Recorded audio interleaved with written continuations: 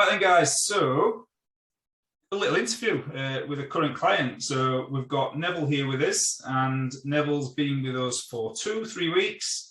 And we've just done his little check-in. I just said, you know what, let's just record some of this feedback and share it in the group, because I don't think people know what goes on behind the curtain, and I'm sure Neville didn't even realise it was going to be like it is, judging by the feedback he's given. So I think it's just best to share those things in the group. So welcome, Neville. Thank you. Firstly. And you'll have seen his posts and things. One of the things that he's done really, really well is engage with us. He's not just on this tunnel vision thing on his own. He's actually sharing all his energy in the in-group chat with the clients, but also on the wider page, which you're looking at now. So that's awesome. And that's what we're trying to do. We're trying to get people involved in the community and to enjoy the fitness. It's not all serious. And, I'm certainly not serious about that kind of, at that level. I am serious about results, but not like drilling down on people and beasting them and things like that. So yeah, Neville's reacted really well. So a couple of questions for Neville firstly, mate, if that's okay. Of course, work away. Yeah, so just give us a really broad overview of what made you come onto the program. Like, what were your main struggles to start with? So I guess like my main struggles have always been the relationship that I've kind of have with food, and I know it's something that we discussed about Dennis before I came onto the program.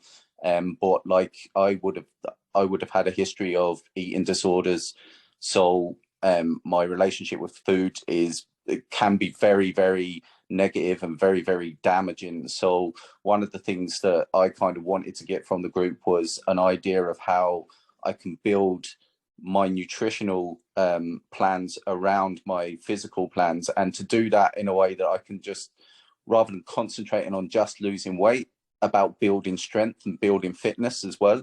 And I think that's something that this program, and certainly the first chat that I had with you, kind of gave me confidence that I would be able to do, rather than just going on a usual plan with someone else and saying, wow, okay, I've lost 35 pounds in 10 weeks, but like my muscle mass has deteriorated by 10% because I've not been doing it the right way, kind of thing. So I think that's the one thing I took from our initial chat, and it made it very easy to kind of join the group at that point. So yeah, brilliant. And just for a bit of context, you're a guy, you're over 40, which is one of the requirements, and you're also just a normal guy. You've got a job, you've got kids, you've got all sorts going on.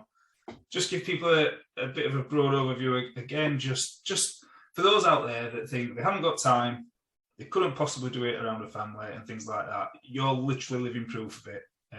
So yeah, fire away and just tell everybody that you're the most busy person in the world. Well, like, listen, I've got 6-year-old twins. They're a pain in my hole, but like I love them to bits. So no, I mean, they keep me really busy. My job that I have as well is I'm very, very senior within the company that I work in, and it's working within a regulated industry. So I'm working with like the Central Bank of Ireland over here in Dublin. So I'm on the line with my job that I could either get a massive fine or a massive kind of prison sentence if I don't do my job properly. So it's scary stuff, like a lot of high pressure, a lot of work, very, very busy. Kids going to school, so you've got the drop off, the pick up, having to balance that between me and my wife both working, trying to fit golf in, trying to fit exercise in, trying to do all of that. Like, listen, there's not enough hours in a day if you think there isn't. But when you actually break it down and you realize that, oh, do you know what? Actually, there was 45 minutes there where I just sat on my ass doing nothing, when I could have been exercising. I could have been going for a run. I could have been doing a 45-minute session. And by God, I would have felt a hell of a lot better after doing that than just sitting down, watching the telly with a cup of tea and a biscuit kind of thing, or whatever it is that you do when you have that bit of spare time. So I absolutely understand where people are coming from when they say there's not enough time in a day. Certainly how I always feel. I still feel that way every day, to be honest. But like, if you make the time, then you get the benefits for doing it. Like, so. Yeah, like your, just as much as we like track things, it's your sort of energy and things and the way you've engaged.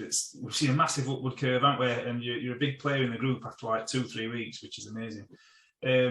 What about like, so what we've put together, how it's fit into that? I didn't realise you could go to prison, like, you know. So like, how does what we've put together fit into that lifestyle? And do you feel like it's effective?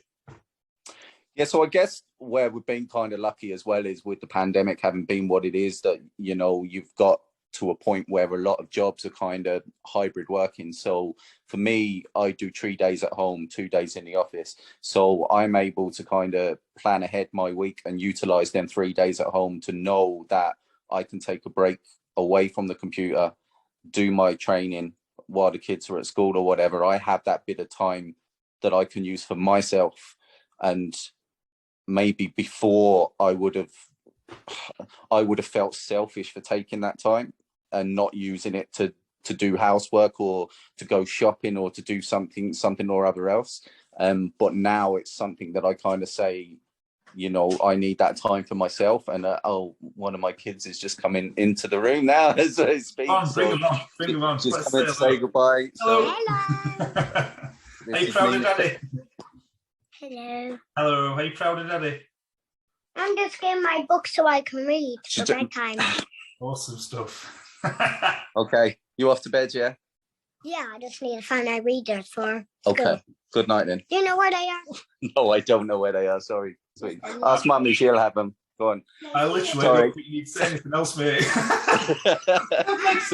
Sorry, guys. Bye. Go on, listen, we'll let you get off. That's been absolutely fantastic. I love what you just said there about feeling guilty and getting over that hurdle, because it's something that does, I think people are riddled with guilt, feeling bad about putting that time and effort into themselves. But actually, it's not selfish, because that time and energy comes back out to your family that are there waiting for you. You've got it for them, haven't you? So it's and that's exactly what I was going to say, Dennis. Like, you know, like I was away for a couple of nights this week. My wife went away to Rome for a couple of nights, and I took the twins away for a couple of nights on my own.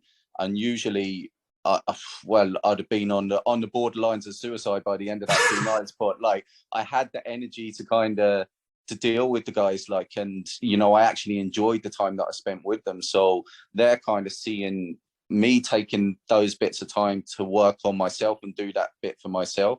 They're seeing the difference in my moods and my energy and all of that, and it's positive effects on our family as well, like, you know. So that's priceless. I love that. And you were sharing the photos in the group, having the ice creams and things, and a little Guinness, a big Guinness, but when there was another Guinness after that big Guinness.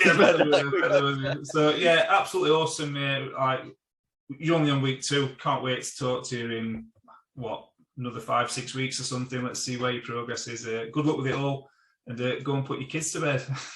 I will do. Cheers, guys. Take care.